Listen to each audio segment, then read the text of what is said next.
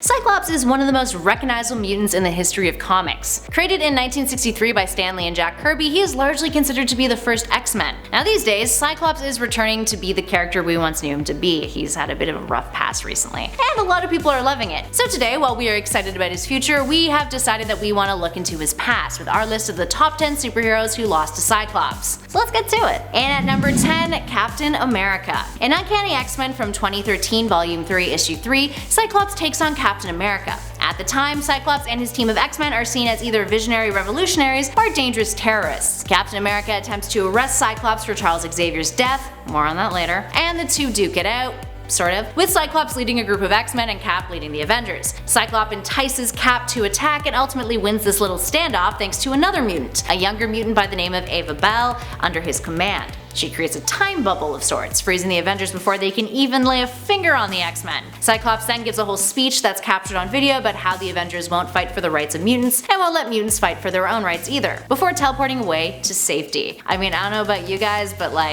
yeah, Cyclops came out on top there. Sorry, Cap. And at number 9, Young Cyclops. Cyclops versus Young Cyclops. This was a thing that happened in all new X-Men Volume 1 Issue 4.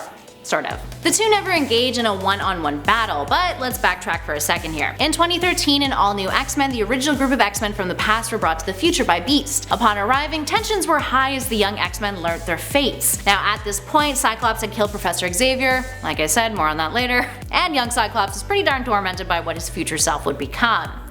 Fair enough. Upon first meeting him, the past version of Jean Grey lost control of her powers after reading present-day Cyclops' mind. Present Jean Grey, might I add, was dead at the time, by the way. She loses control and knocks off present-day Cyclops' visor, causing young past Cyclops to have to retaliate. He was overwhelmed by how much stronger present-day Cyclops' optic blasts were. Also, you could very much argue that young Cyclops lost to older Cyclops on an emotional level, considering that young Jean Grey essentially broke up with him when she found out what he was capable of doing in the future. And that just sucks. Speaking of young Cyclops though, that brings us to our next number. And at number 8, the Inhumans. During the Inhumans vs X-Men story arc, young Cyclops manages to kick some Inhuman butt. He was one of the many mutants who teamed up to take on the Inhumans after it was revealed that the final Terrigen cloud was close to being assimilated into Earth's atmosphere, which would inevitably make life inhabitable for mutants on Earth. But during the storyline, his body was possessed by Mosaic and he became aware of Emma Frost meddling with older Scott Summers. Once he's seen this, he confronts her and learns the truth. Present-day Cyclops had died of Mpox and Frost had just used a mental projection of him to wage war, with his death being caused by Black Bolt and spawning a lot of the conflict. This aided in resolving some of the Inhuman and mutant conflict, with Medusa destroying the Terrigen cloud after all. And at 7, Alpha Fight. Okay, a slightly untraditional choice for this number, but once upon a time, in an alternate universe, Scott Summers found himself fighting against the Alpha Fight team.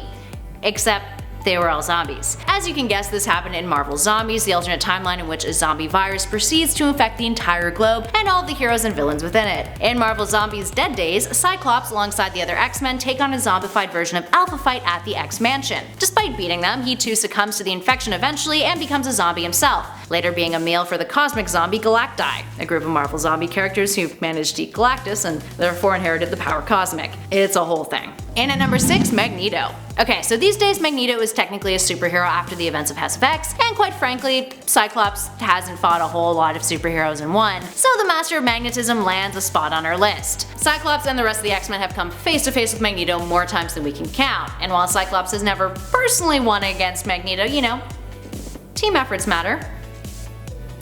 Yeah. Moving on, and at number 5, the X-Men. Because of recent times, sometimes we can forget that Cyclops used to be a total stand-up guy, with his team's best interest at heart. Case in point, the Uncanny X-Men issue 127, after the X-Men were left shaken by a conflict with the mutant Proteus. Cyclops decided that he needed to boost their confidence. Enter some serious tough love, where Cyclops proceeded to beat all of his teammates up in a skirmish. A good leader knows how to keep their team sharp, people. Scott riled up several of the X-Men, engaging them in a friendly fight of sorts, well, they thought it was a real fight, in order to help them get their act back together. At the time, they totally thought he had turned against them. He kicked Nightcrawler's butt, criticizing him for pulling a teleporting stunt that left him wide open to attacks. He taunted Logan, splashing a drink in his face, and then dodged the mutant. And then he messed with Storm, who has a history of actually kicking Scott's butt. He misdirected her and then caught her off guard with his optic blasts. By the end of the skirmish, he revealed to them why he had lured them into battle, and even learned Logan's respect briefly in the process. Up next, number 4, the X-Men again. Okay, so this is yet another great example of how Scott is a master tactician. In Uncanny X-Men issue 175, the X-Men believe that Scott is the Dark Phoenix, and they decide they need to take him out. Cyclops thinks quick on his feet, manages to use his knowledge of his allies with a combination of countering and melee attacks to bring them all down, and then makes it out of the skirmish for the better. He manages to zap Wolverine with his optic blast, all while using some judo to knock over Cyclops, Rogue, and Storm in one hit. He then predicts each of their moves based off of their battle styles. It's definitely impressive to say the least. Moving on to number 3, Wolverine.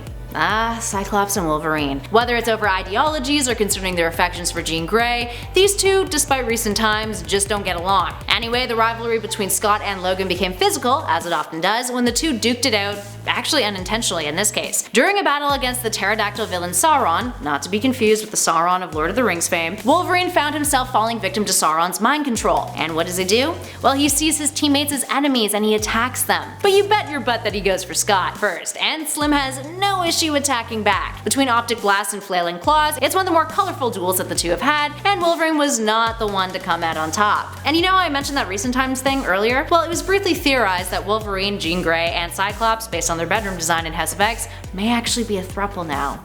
How scandalous. And at number 2, Wolverine again. Yup, it is one of those lists, friends. And really, some of Scott's most iconic battles against other superheroes are against Logan, so we had to include more than one on our list. This one is significantly more recent, occurring during the Schism story arc, in issue 4 and 5. Cyclops had become a bit of a tyrant in the way that he led his X-Men, putting young mutants in danger, and like many a time before, Wolverine had objections to his methods. Although, arguably Wolverine was kind of in the right here. After Scott taunts Logan about Jean Grey, saying that she never loved him and she was always frightened of him, and Logan fires back with a, "and if she were here right now, who do you think she'd be more frightened of?" They go at it. The two end up having a brutal brawl, with Cyclops enduring multiple massive wounds from Logan's claws. While the brawl itself doesn't have a clear winner, it was interrupted by a Sentinel attack, Cyclops forces Wolverine out of Utopia, with the latter recruiting his own X-Men team in the aftermath. So I mean, hey, Cyclops held his ground. And finally, the one you've all been waiting for. In at 1, Charles Xavier. Perhaps the most iconic superhero Cyclops has defeated is his own mentor, Charles Xavier. And not just defeated, he killed him. Having been possessed by the Phoenix Force when it returned to Earth, a power-mad Cyclops came face to face with his mentor, the latter attempting to put an end to his mentee's reign of terror. Xavier tried to convince Scott to turn away from the Phoenix Force, but failed, with Scott embracing it fully and inevitably killing Charles. Upon doing so, he became the Dark Phoenix in one of the biggest cliffhangers in recent X-Men history. Xavier's death would lead into Avengers vs. X-Men and only led to further troubles for Scott. Alright, there we have it, friends. How do you feel about Cyclops? Do you love him? Do you hate him? Do you think he's gonna redeem himself now, or do you think he's kind of a lost cause? An out-of-touch character? Give us a shout in those comments below and let us know your thoughts and feels. If you guys dug this video, you know what to do. Hit that thumbs up button, share it with a friend, and be sure to subscribe to Top 10 Nerd if you haven't already. In the meantime, thank you for watching, friends. I'll catch you all in the next one.